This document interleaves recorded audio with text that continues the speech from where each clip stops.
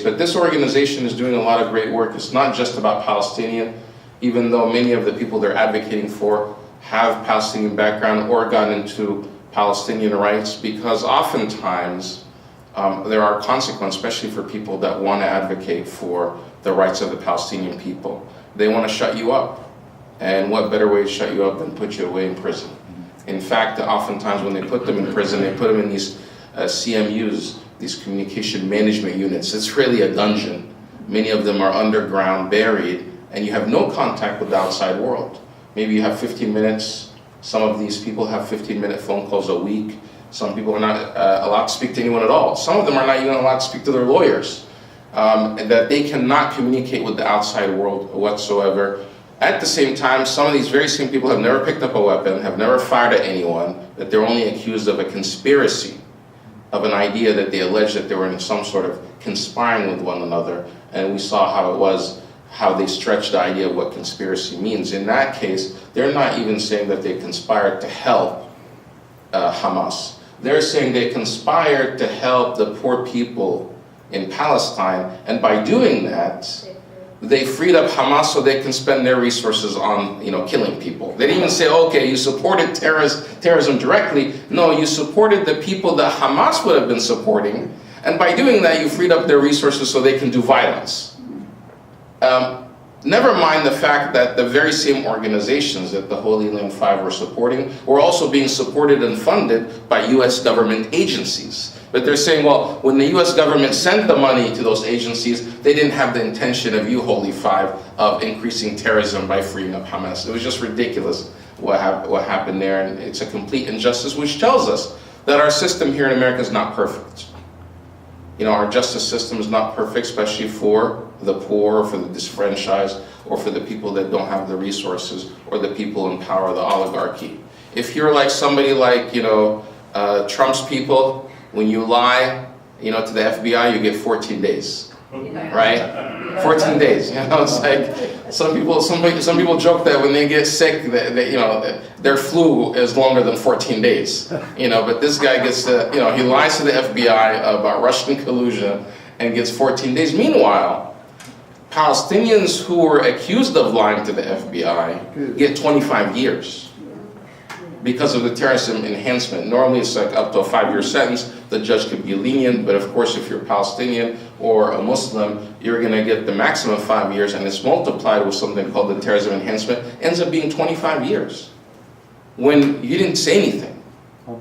It's just a complete injustice. Some of these people that were involved in the Virginia group, serving life sentences or, 80 plus years, when they never picked up a weapon and killed anybody or hurt anybody. Mass murderers, people that kill people, go to jail for less. Mm-hmm. And when you see, even here in our own state, when you have people that claim stand their ground, and they kill individuals in broad daylight with their weapons, and they don't even get arrested by the prosecution. But if that person obviously is a person of color or Arab or Palestinian or Muslim and tries to use the stand your ground laws, no, they say, no, this law was enacted to protect white people from black people. To give them the right to just shoot black people whenever they're afraid, and they're constantly afraid of black people, so they can just shoot them anytime they want to, and just simply, I was afraid for my life. Forget the fact that the other person didn't have a weapon. So we have problems with our system. And we can't approach it just from one angle. What this organization is doing is providing relief for these political prisoners that are neglected and they're advocating. But we also have to go beyond that. We have to make sure that we elect people in office that pass, or in legislation that pass laws that translate or are in line with our values and our principles and of human rights. There shouldn't be laws out there that punish individuals for expressing their freedom of speech or to boycott, like we have legislation now in different states that wants to criminalize BDS. Basically saying if you want to boycott a product or a company, that you're going to be criminalized. And there are Republican groups out there like ALEC, this exchange organization where all these Republican right-wing legislators are part of. They use these copycat legislation and they put them all over the country in state houses, and they're trying to silence individuals. They're trying to take away our First Amendment right to free speech. They don't want us to even speak out about the oppression that's happening there. And because they know the oppression is real. And the more that people hear about it, the more that the tide is shifting. They know that, especially on the Democratic side, Democrats are no longer as they were in full support of what's happening in Israel. Many of them are shifting away from that, especially the progressives and the Bernie Sanders wing and others. And they're trying to find ways how to shut people up.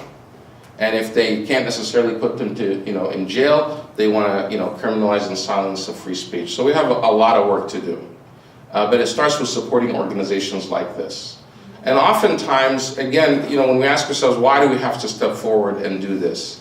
Well, because it's the right thing to do. When I got a phone call early this year and said, this woman, Noor Salman, is on trial, we need your help, can you get involved and advocate for her? I said, well, who are other, friends and allies that will advocate with me? We don't have anyone. I don't know, I'll get back to you. Because again, it's scary when you go out there by yourself, because you're going up against the US government. That's right. You want to go attend a hearing, and on the other side, there's all these FBI agents and the US prosecution, and then just you. And everybody every day looks on the side of who's behind the defendant to see who's going to be next on their target list. Right. And on the breaks, they always come up and they see you and they give you looks. There's certain, intimidation tactics. I remember one time during one of the breaks, the prosecutor, he said, oh, didn't you used to work with CARE? Are you Bedier? They want to let you know they know who you are and that you're in the courtroom. And they're watching. Yeah. Oh, let's grab lunch or coffee sometime. Okay, we'll see about, after the trial. But everybody thought that Noor Salman is going to be convicted. It was a losing battle. It's not even worth getting into because it's a done deal. How can she even have a chance to win when the trial is being held blocks away from the massacre, when there's a confession, when the FBI has been saying all this stuff that's been leaked in the public, that she's part of this, that's aiding and abetting, in the climate that we're in, that all these lawmakers came down and used this, what happened in the Pulse nightclub shooting, to their own advantage for their own political, position, whether on the right or left. Nobody ever said, well, hey, wait a minute, let's see if there's truth to this. Everybody believed the FBI. And, after speaking to the lawyers and stuff, there was problems with the story. And we said, you know what, we're going to stand with this woman. And we took a risk. The few of us that went out there. Mel went out there, I was in the courtroom, but there weren't very many other people because it's a scary thing. To the point that even Noor Salman's own family, many of them were afraid to even come to the courtroom because they don't want to be associated with it. Not because they believed she had something to do with it, they were just afraid of the consequences. Yeah. But it's a learning lesson because it also says that if you do fight, because a lot of times they put so much pressure on you so you can cave in and cut a deal and confess and make the whole thing go away. But in this situation, Noor Salman, who is this a simple woman, and I'm not saying simple as a derogatory. This was in fact her education and everybody that testifies that said that that's who she is. She wasn't this. Civil rights hero or activist or anything else. She was just a housewife that stayed at home, who didn't even have a driver's license to drive almost all her life. But she decided, I'm not gonna, say I did something I didn't do. And she stuck to it and she took the chance. And at the end, the jury saw through what's there. And the jury, there were no Muslims on that jury. There was mostly whites, older people from Florida that saw that the FBI lied. And of course, they had a really good defense team that exposed these lies. And at the end of it, it actually turned out that the father of this mass shooting was an informant for the FBI for 11 years, and he was an informant at the time of the shooting. Something that the FBI hid from the public this entire time. And within days of her confession, the FBI discovered and had information, or their FBI's own forensic detectives had discovered that it was impossible for Noor Salman to ever been near the Pulse nightclub, something that was written in the confession. So now they have a confession they know to be false, but they proceeded with it, a year and a half later for this terrorism trial anyway. After detaining her for a year in solitary confinement. Right, and keeping her in solitary confinement, knowing she was already innocent. This is how far that they went. This is an injustice. And at the end, they saw through it, just like. So when we see all the injustice happening, it shows that there are ways that you can win. Especially, but first of all, you have to fight and you have to work together and you have to change the narrative and not be afraid. I like to think the work that we did in Orlando with the media and going out and poking questions and asking and demanding that the government answer things, put pressure on both the judicial system and the prosecution to make sure, hey, there are people watching.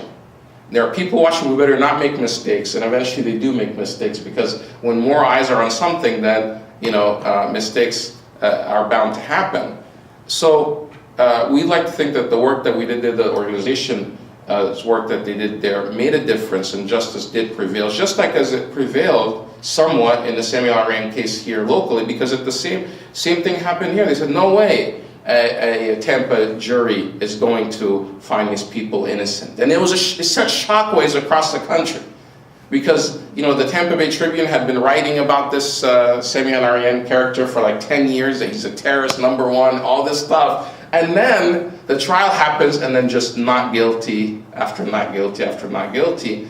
It just sent shockwaves. And instead of doing the right thing, these people are vindictive. Because there are elements, I'm not saying that our entire government is bad, but there are elements within our government that are corrupt, that are agenda-driven, that are single issue people that are trying to drive their own personal agendas and their own political agendas, and they're trying to weaponize our legal system, and they're trying to use our legal system and our courts and other avenues to drive their own personal agenda.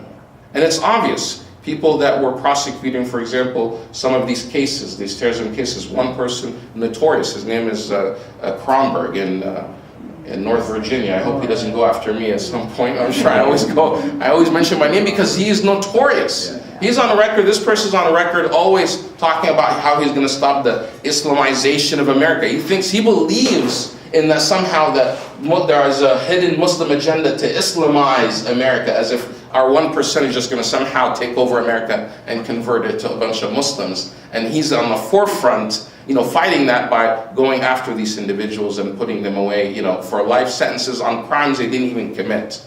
Crimes, they are maybe even what some people would say are thought crimes. Oh, they thought about it, then they tried to push it further. So there are elements like that in the government. We have to make sure that we're empowered, that people like that are not in government anymore, and if they're in government, that they're out. There are so many different initiatives that are out there to replace, prosecutors, for example, that are not doing their job, that are being selective, that are racist. We have to do the same thing when it comes to the Palestinian issue, and the same thing when it comes to these selective prosecutions, where they're going after individuals that support Palestine and Palestinian rights. Just like how, have you heard of Sean King? They have something called the Justice PAC, or the Real Justice PAC, and they're supporting prosecutors that are running for office in different states to make sure that the right prosecutors are in office that will uphold justice, not ones that ignore police brutality and don't charge, they're not charging, officers that shoot African Americans with crimes. The same thing, we have to organize ourselves and make sure that we are doing something similar, or partner with other allies like Sean King and other organizations to make sure that our judicial system is working the way it should be. And to make sure that lawmakers that are there, that are writing the laws, and eventually the people that are representing us, all that takes work. But in order to do all of this, we have to have your support. The coalition is doing a lot of great work. Like Nida was saying, every year they're holding a family retreat where they're bringing these individuals that really have nowhere else to talk about the issues that they're going through, the tragedies that they've been through. So they unite the families every year. They have a conference that's coming up in October, and they need funding for it. So if you want to support this effort, it costs money as well. So please write a check to the organization. The flyer is right there, or you can also drop a donation in that black box right there where it says donations. Don't leave without supporting the cause, because that's how they can continue this work. And for the most part, everybody's a volunteer in the organization.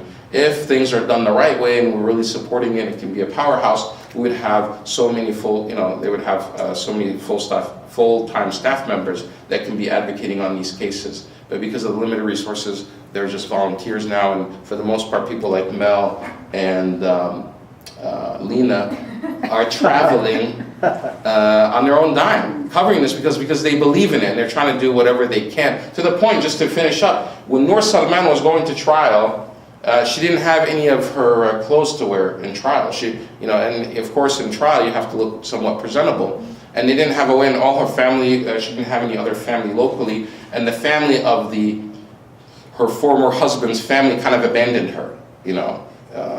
They had nothing to do with her anymore, and they were not supporting her.